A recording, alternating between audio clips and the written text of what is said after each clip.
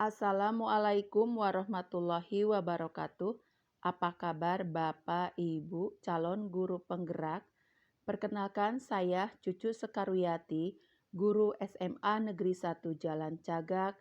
Izinkan saya untuk memaparkan hasil aksi nyata saya modul 1.4 Budaya Positif.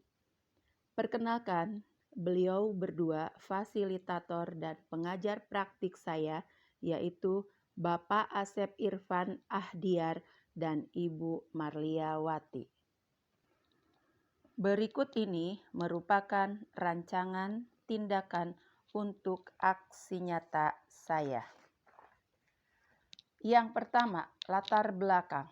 Murid tidak suka peraturan karena selama ini jika mereka melakukan pelanggaran, maka akan mendapatkan hukuman dan cenderung akan mempermalukan dirinya. Selanjutnya, tujuan aksi nyata. 1. Menciptakan murid yang merdeka dan disiplin diri yang kuat. 2. Menumbuhkan budaya positif di sekolah dengan meyakini nilai-nilai kebajikan universal. Tolak ukur aksi nyata saya. Pertama, terbentuknya keyakinan kelas melalui kegiatan kesepakatan kelas yang dilakukan wali kelas dan siswa sehingga menjadi budaya positif.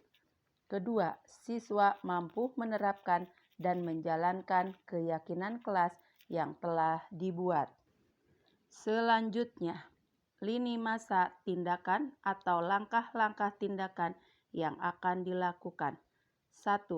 Menghadap kepala sekolah untuk menjelaskan pentingnya penanaman budaya positif dan keyakinan kelas di sekolah serta meminta izin untuk mendiseminasikan bersama rekan guru. 2. Mengumpulkan rekan guru untuk melakukan diseminasi pemahaman materi budaya positif, yakni keyakinan kelas dan segitiga restitusi. 3. Berkoordinasi dan berkolaborasi dengan wali kelas untuk membuat keyakinan kelas di kelas masing-masing. 4. Memantau, merefleksi, dan mengevaluasi keyakinan kelas yang telah dibuat. Berikut merupakan dukungan yang dibutuhkan. 1. Dukungan dari kepala sekolah, rekan guru, serta murid agar tindakan yang telah disusun dapat dilakukan secara lancar dan menyeluruh. 2. Sarana dan prasarana untuk menumbuhkan budaya positif di sekolah. 3. Dukungan orang tua dalam melakukan budaya positif di rumah. Berikut ini merupakan kegiatan diseminasi di sekolah mengenai pemahaman dan pengalaman budaya positif. Bismillahirrahmanirrahim. Assalamualaikum warahmatullahi wabarakatuh. Yang terhormat Ibu Kepala SMA Negeri 1 Jalan Cagak, serta yang kami hormati Bapak Ibu Guru beserta rekan-rekan para hadirin yang telah bersedia hadir dalam undangan yang telah kami berikan. Perkenalkan, saya Lani Marlina, moderator hari ini, yang akan membawa Bapak Ibu semua pada materi yang akan disampaikan nanti. Sebelumnya saya mengucapkan puji syukur kehadirat Allah Subhanahu wa taala karena berkat rahmat dan hidayahnya kita semua dapat berkumpul dalam acara modul 1.4 pendidikan guru penggerak dengan pemateri Ibu Cucu Sekarwiyati. Untuk mengefektifkan waktu, kita langsung saja masuk pada materi yang akan disampaikan juga oleh Ibu Cucu Sekarwiyati. Kepadanya kami persilakan.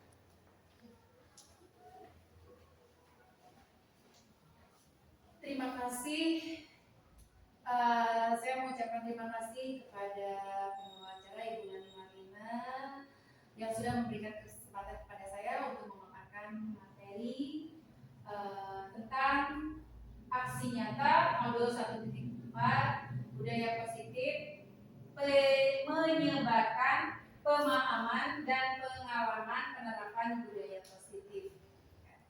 Yang terhormat Ibu Kepala Sekolah SMA Negeri 1 Jalan Cagat, yang terhormat Bapak Ibu Guru SMA Negeri 1 Jalan Cagat yang telah sudi hadir pada kesempatan ini atas pengimbasan materi tentang budaya positif yang pada dasarnya sudah saya pelajari sebagai guru penggerak dari modul 1.1 sampai titik 4. Nah ini Bapak dan Ibu, saya setidaknya akan berbagi, bukan berarti menggurui, tetapi kita sharing atau berkomunikasi dan berdiskusi tentang penanaman budaya positif. Nah ini adalah sebagai bentuk tugas saya Bapak dan Ibu harus membuat suatu aksi nyata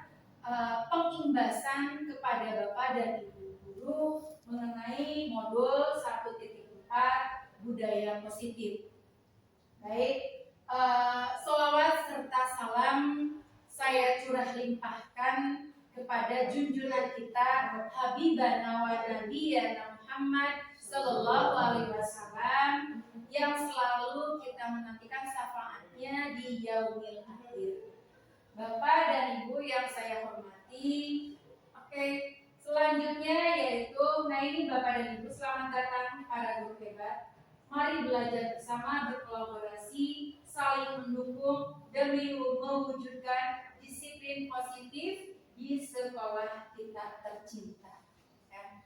Jadi saya bukan menggurui karena mungkin Bapak dan Ibu lebih dulu, lebih awal mempelajari tentang budaya positif. Ini Bapak dan Ibu, kita langsung saja menuju topik yang paling utama, yaitu konsep utama modul budaya positif. Di dalam konsep utama modul budaya positif ini memiliki bagian-bagian tertentu. Yang pertama adanya perubahan paradigma belajar, yang kedua adanya disiplin positif, ketiga kebutuhan dasar manusia, keempat motivasi perilaku manusia, kelima posisi kontrol restitusi, yang keenam keyakinan kelas, dan yang ketujuh segitiga restitusi. Bapak dan Ibu yang saya hormati, untuk konsep utama modul budaya positif ini saya akan ulas satu persatu. Yang pertama, pembelajaran dengan paradigma baru. Pasti Bapak dan Ibu sudah tahu pembelajaran dengan paradigma baru di sini yaitu dirancang berdasarkan prinsip pembelajaran yang terdiferensiasi sehingga setiap siswa belajar sesuai dengan kebutuhan dari tahap perkembangannya untuk mewujudkan profil pelajar Pancasila. Keseharian kita Bapak dan Ibu selalu mendidik murid kita, selalu mendidik siswa kita mungkin secara klasikal. Jadi Bapak dan Ibu tidak pernah memperhatikan keunikan dari siswa kita masing-masing. Nah, dengan pembelajaran yang terdiferensiasi sesuai dengan kurikulum merdeka, kita harus mengetahui keunikan, ya, kemampuan siswa kita masing-masing. Jadi siswa itu di kelas atau murid di kelas tidak boleh disamaratakan, tetapi kita sebagai pendidik harus mengetahui antara kemampuan siswa A dan kemampuan siswa B sampai selanjutnya. Seperti itu. Nah itu yang dikatakan dalam pembelajaran terdiferensiasi hingga terwujudnya atau hingga untuk mewujudkan profil pelajar Pancasila. Ya, Bapak dan Ibu mungkin sudah tahu ada berapa profil pelajar Pancasila. Ada. Yang pertama, beriman, bertakwa kepada Tuhan Yang Maha Esa dan berakhlak mulia. Kedua, berkebinekaan global. Yang ketiga, bergotong royong. Keempat, kreatif. Yang kelima, bernarasi. Yang kelima, mandiri. Nah, profil pelajar Pancasila itu harus kita wujudkan, gitu ya. Nah, itu adalah merupakan 6 profil pelajar Pancasila. Yang kedua adalah disiplin positif. Yang mana Bapak dan Ibu, apabila Bapak dan Ibu sudah mendengar kata disiplin, apa yang ada di benak Bapak dan Ibu? Peraturan. Kira-kira taat. Hukuman mungkin ya. Nah itu. Nah di sini dalam budaya kita makna kata disiplin dimaknai sesuatu yang dilakukan seseorang pada orang lain untuk mendapatkan kepatuhan. Kita cenderung menghubungkan disiplin dengan ketidaknyamanan. Selanjutnya, sebagai pendidik, tujuan kita adalah menciptakan anak yang memiliki disiplin diri, sehingga mereka bisa berperilaku dengan mengacu pada nilai-nilai kebajikan universal dan memiliki motivasi intrinsik bukan ekstrinsik. Kira-kira Bapak dan Ibu memotivasi siswa dalam disiplin positif, intrinsik atau ekstrinsik? Intrinsik. Intrinsik berasal dari diri, berasal dari dalam diri. Ekstrinsik berasal dari luar. Gitu ya. Kalau kita misalkan sepakati bersama bahwasanya bentuk disiplin positif kita memberikan motivasi secara intrinsik, yaitu tumbuhnya disiplin itu harus berdasarkan dari diri sendiri, bukan atas paksaan atau dorongan dari orang lain. Kalau paksaan atas dorongan dari orang lain itu adalah merupakan motivasi ekstrinsik.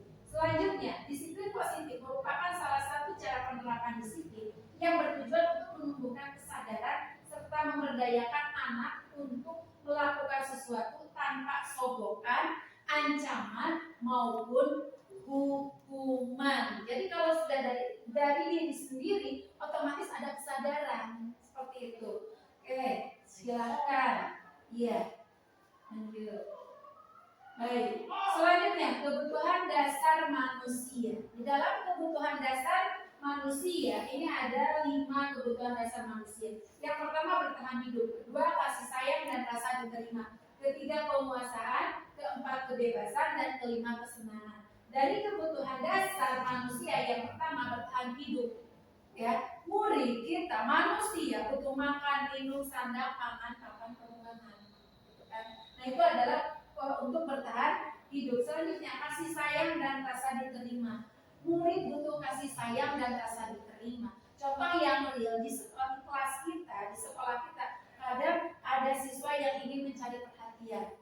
Ketika kita datang, ya, ibu dan lain sebagainya, dia kadang berkata yang tidak jelas. Apakah kita harus membiarkannya? Tidak.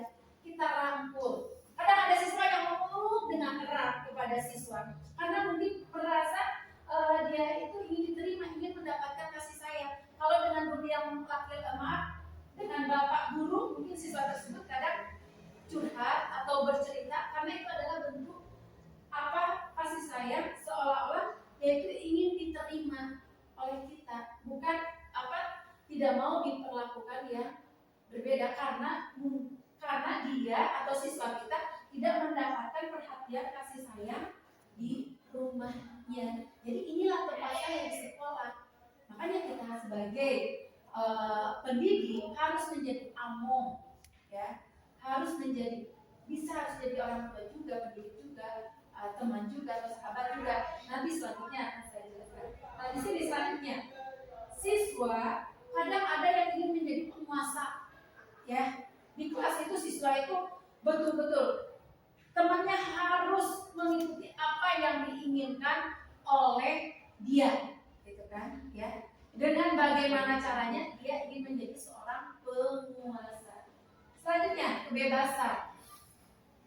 Bapak dan Ibu pasti akan melihat siswa saat ini kebutuhan dasar manusia adalah kebebasan. Ketika siswa diberikan tugas, ada siswa tidak mau diberikan ketentuan hari apa, tanggal berapa, dan lain sebagainya, melainkan dia menginginkan sekehendak hati mereka. Apalagi kalau tidak diingatkan, mereka kadang berlalu begitu saja, begitu kan, ya. Terus kesenangan. Nah ini saat kita pembelajaran di kelas, apabila kita tidak mengingatkan, kadang siswa banyak yang bermain game, gitu kan, karena memang kesenangan dia di sana. Nah di sini kita harus memperhatikan siswa berdasarkan kebutuhan dasar manusia. Selanjutnya motivasi. Dari kebutuhan dasar tadi kita menginjak kepada motivasi perilaku manusia. Motivasi merupakan dorongan yang timbul pada diri seseorang tidak sadar untuk melakukan sesuatu tindakan dengan tujuan tertentu. Otomatis Bapak dan Ibu memiliki motivasi berdasarkan diri sendiri. Yang pertama, motivasi perilaku manusia menghindari ketidaknyamanan dan hubungan. Bapak dan Ibu kadang melihat siswa ketika kesiangan. Mereka menghindari ketidaknyamanan dan hukuman. Murid melakukan disiplin diri karena ia takut dihukum. Ini merupakan motivasi ekstrinsik. Ya, jadi murid itu melakukan disiplin diri karena dia takut dihukum. Karena apa? Sebelumnya sudah ada konsekuensi. Dia tahu apabila kesiangan di sekolah kita, otomatis pertama harus sholat duha atau membaca Al-Quran. Kadang apabila siswanya cerdas, dia langsung saja kalau kesiangan pergi ke masjid. Setelah itu dia datang kepada kita langsung berkata, tentu tidak. Nah ini di sini murid melakukan disiplin diri karena dia takut dihukum. Dia otomatis di dalam dirinya tidak mau dipermalukan di hadapan orang lain. Itu adalah perbuatan merupakan motivasi ekstrinsik. Yang kedua, mendapatkan imbalan atau penghargaan dari orang lain. Murid melakukan disiplin diri karena ingin mendapatkan imbalan. Nah ini merupakan motivasi ekstrinsik, gitu. Jadi setidaknya ini adalah motivasi perilaku manusia yang mendapatkan imbalan atau penghargaan dari orang lain, gitu kan. Mungkin Bapak Ibu sudah melakukannya lah, begitu kan ya. Terus selanjutnya menghargai nilai-nilai kebijakan diri sendiri. Di sini murid melakukan disiplin diri karena sadar akan nilai kebajikan dirinya. Ini merupakan motivasi intrinsik. Jadi sudah sadar siswa itu, ya. Selanjutnya. Nah di sini ada motivasi intrinsik dan ekstrinsik. Yang selanjutnya, konsep disiplin dengan identitas gagah. Mengapa ya Bapak dan Ibu ada konsep disiplin dengan identitas gagah? Di sini ada hukuman dan penghargaan. Hukuman, dan mendengar kata hukuman otomatis adalah menyakitkan. Kenapa?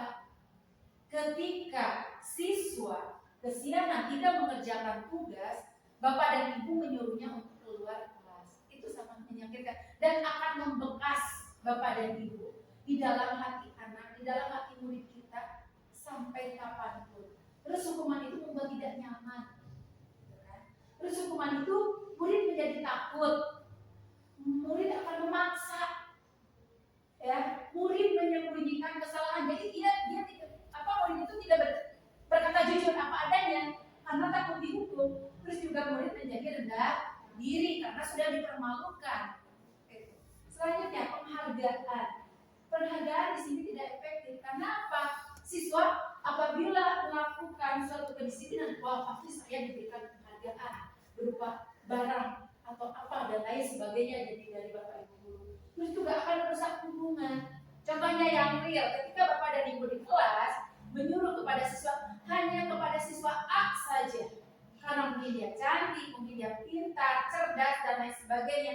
Tolong Bapak dan Ibu jauhi seperti itu, karena itu akan memberikan sifat iri pada siswa. Tolong samakan siswa itu, tidak ada perbedaan. Karena kita sekarang sudah menginjak pada kurikulum merdeka dengan adanya program belajar Pancasila, otomatis kita harus melihat keunikan kemampuan siswa itu sendiri. Terus mematikan kreativitas. Kalau dengan penghargaan apabila di kelas yang bisa menjawab pertanyaan Ibu, nanti Ibu kasih hadiah, gitu kan? Ya. Nah itu apabila di kelasnya dia sudah termotivasi memberikan kreativitas dengan mendapatkan penghargaan, ketika di luar kelas siswa tersebut tidak akan mau lagi karena tidak ada penghargaan seperti itu. Ya. Nah itu akan mematikan kreativitasnya. Sudahlah, saya mah di kelas juga sudah dapat hadiah, sudah dapat apa yang saya harapkan. Untuk apa saya di luar mengeluarkan kreativitas saya? Ya. Terus menghukum dengan sistem ranking. Bapak dan Ibu di dalam kurikulum merdeka itu sekarang tidak ada sistem ranking karena akan merendahkan siswa apabila siswa tersebut rankingnya berada di bawah atau berada di titik terendah. Ya. Jadi di sini makanya ranking itu dihilangkan agar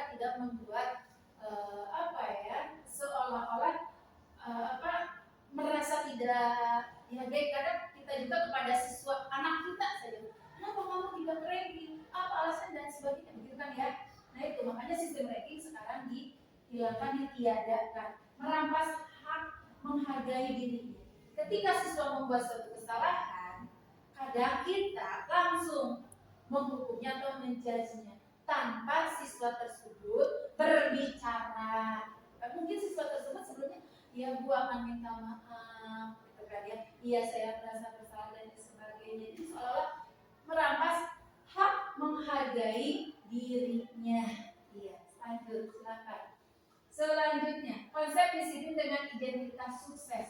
Nah, di sini ada konsekuensi dan restitusi. Otomatis kalau dengan konsekuensi kita sudah dibicarakannya terlebih dahulu, gitu kan? Penguatannya ini jangka panjang. Contoh yang apabila misalkan ya, Bapak dan Ibu ketika siswa tidak mengerjakan tugas, sebelumnya kan sudah ada ya dibuat kesepakatan kelas. Apabila tidak mengerjakan tugas harus bagaimana?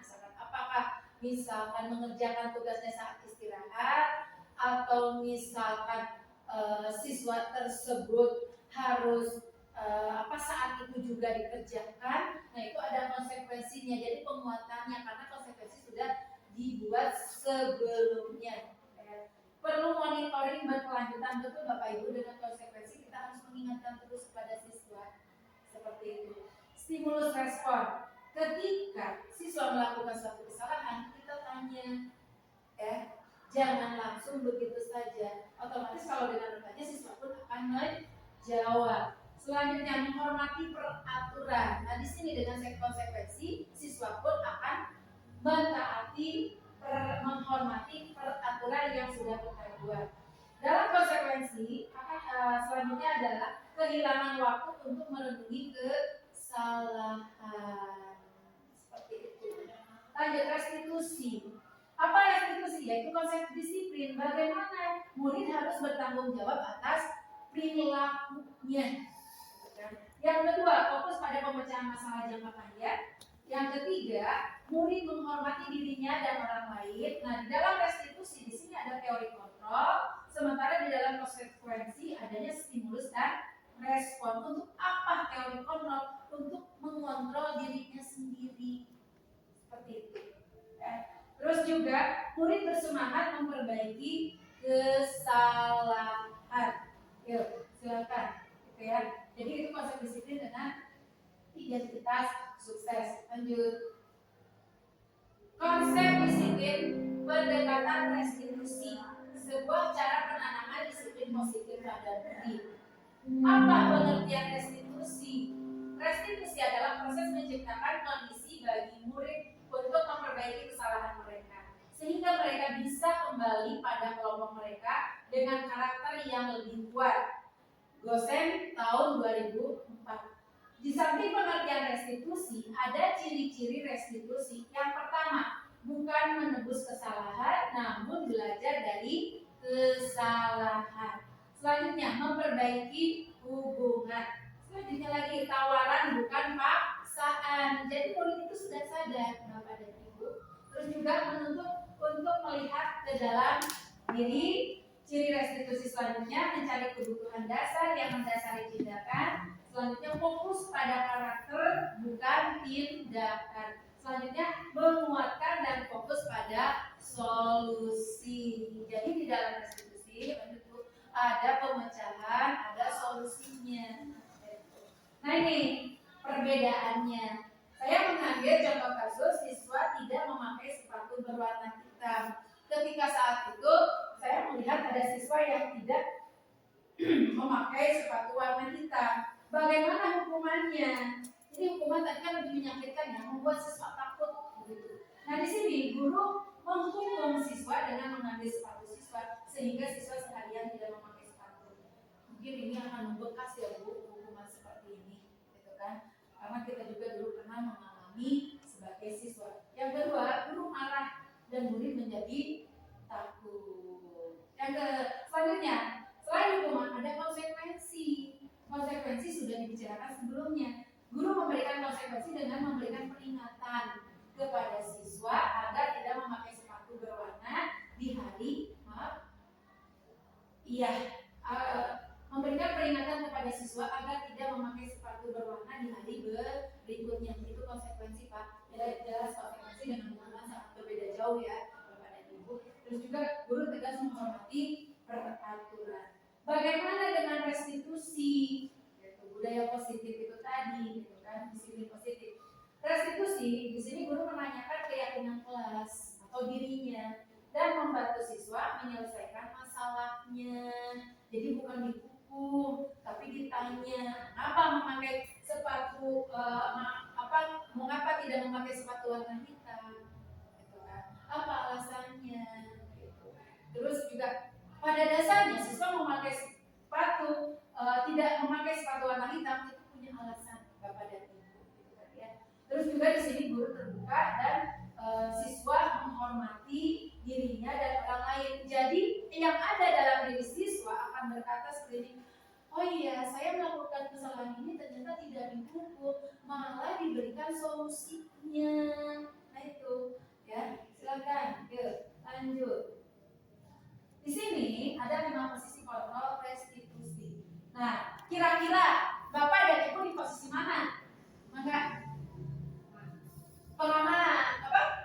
Teman, lagi, ada yang lain? Pemantau, pengukur. Oke, Bapak dan Ibu, ini adalah 5 posisi kontrol restitusi. Ada pengukur, pembuat rasa bersalah, teman, pemantau, dan manajer. Lanjut, Bu, silakan. Nah, ini contoh penerapan 5 posisi kontrol kasus siswa merokok di lingkungan sekolah. Ya. Apabila Bapak dan Ibu sebagai penghukum, patuhi aturan sekolah, lalu siswa disuruh membersihkan kamar mandi. Itu Bapak dan Ibu yang dulu saya lakukan. Setelah saya mengikuti guru penggerak ini, ternyata apa yang saya lakukan butuh perbaikan. Yang kedua, membuat siswa membuat rasa bersalah, gitu kan? Mungkin di sini dengan intonasi yang berbeda. Berapa kali Ibu harus memberitahu kamu? Sama kamu, di sana jelas siswa merasa bersalah. Nah, posisi Ibu tadi sebagai teman, ayo kamu bercerita, buat Ibu bangga. Kali ini tidak apa-apa, kamu salah. Terus selanjutnya sebagai pemantau, kamu sudah melanggar, apa peraturan dan konsekuensinya? Ya. Nah, apabila Ibu di posisi manajer, di sini akan berkata, apakah kamu tahu kesalahanmu? Kira-kira bagaimana kamu akan memperbaiki kesalahan diri, gitu ya. Jadi kira-kira terserah Bapak Ibu mau di posisi mana, enggak mau manajer, mana teman, Oke, keyakinan kelas Bapak dan Ibu. Nah ini, mengapa ya keyakinan kelas, gitu kan? Mengapa tidak peraturan kelas saja? Nah di sini ada kalimat pemantik untuk keyakinan kelas.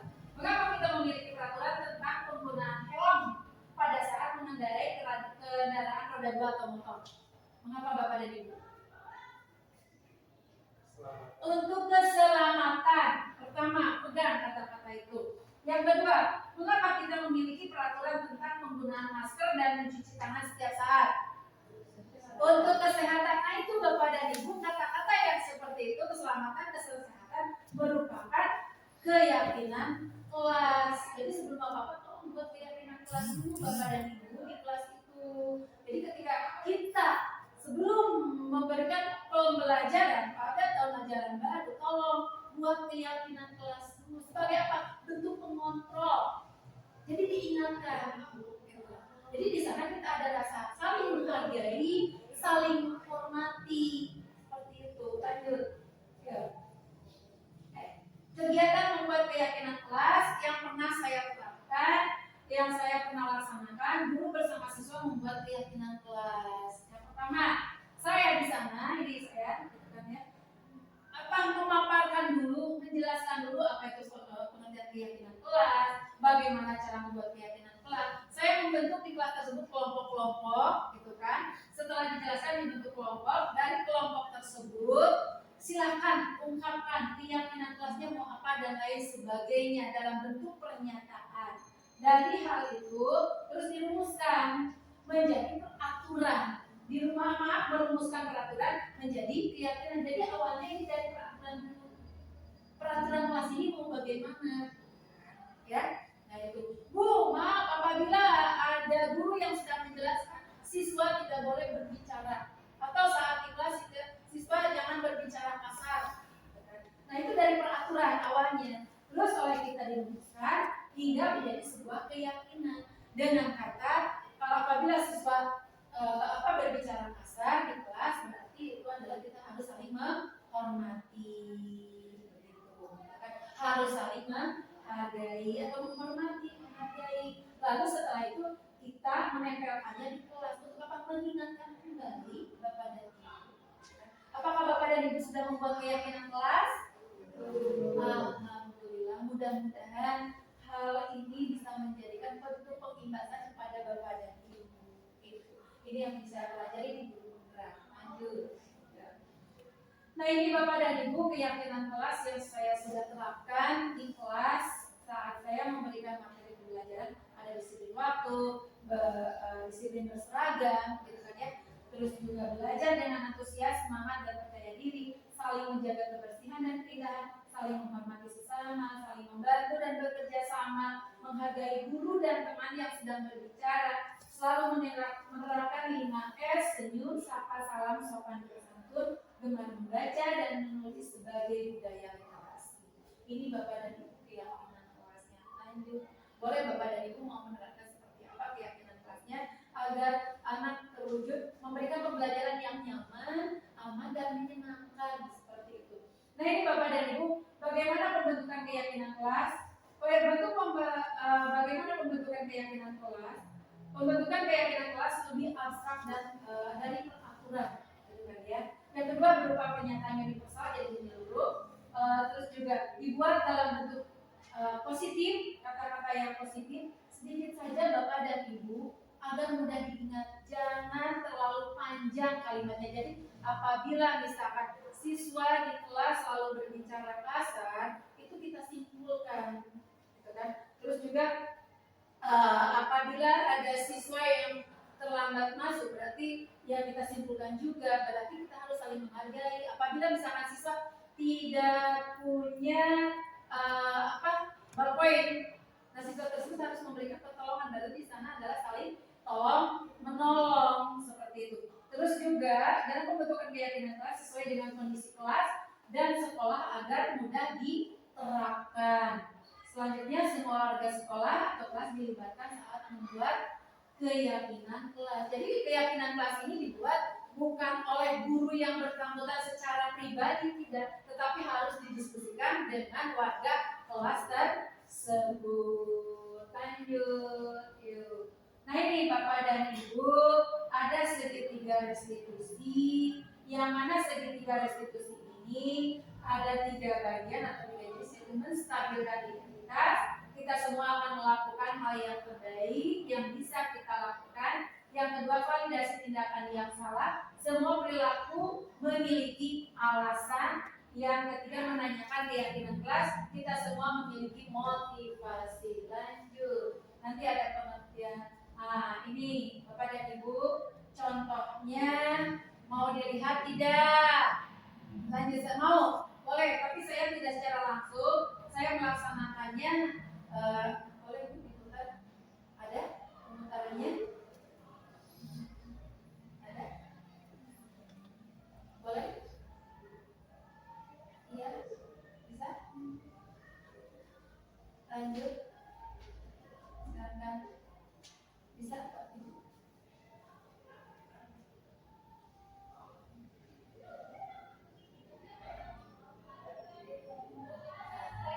Ini Bapak dan Ibu. Saya melakukan ini tidak di hadapan orang lain, tidak di hadapan siswa, gitu kan. Takut ada rasa rendah diri kepada siswa.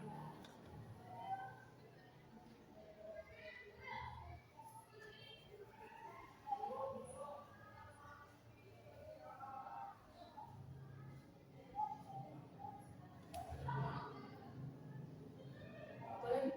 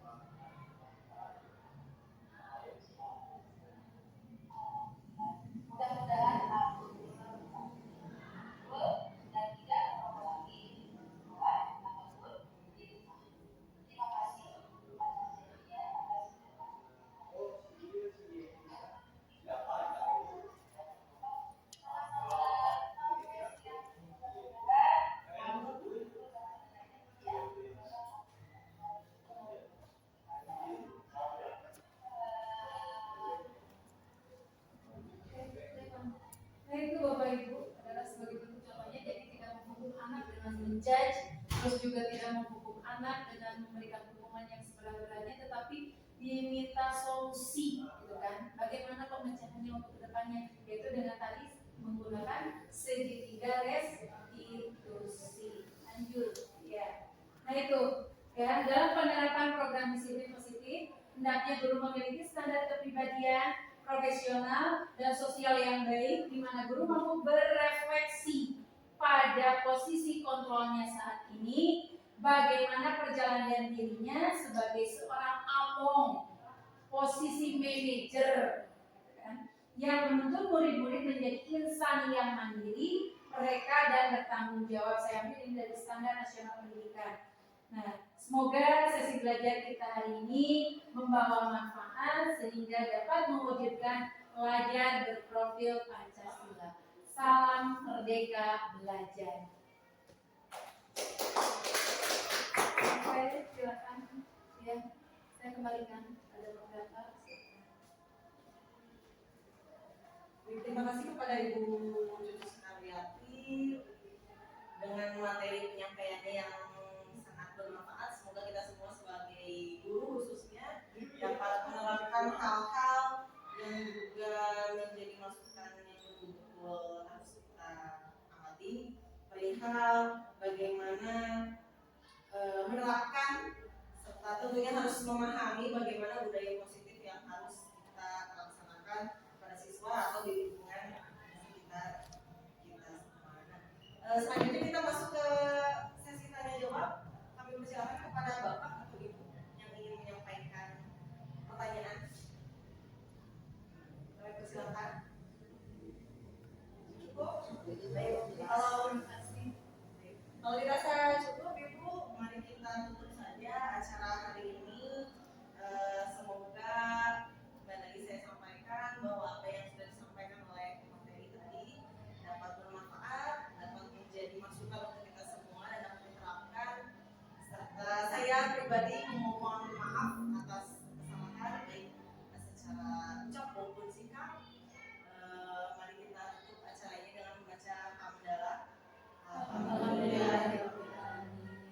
Sekian dari saya. Wassalamualaikum warahmatullahi wabarakatuh. Waalaikumsalam. Terima kasih Bapak dan Ibu. Oke.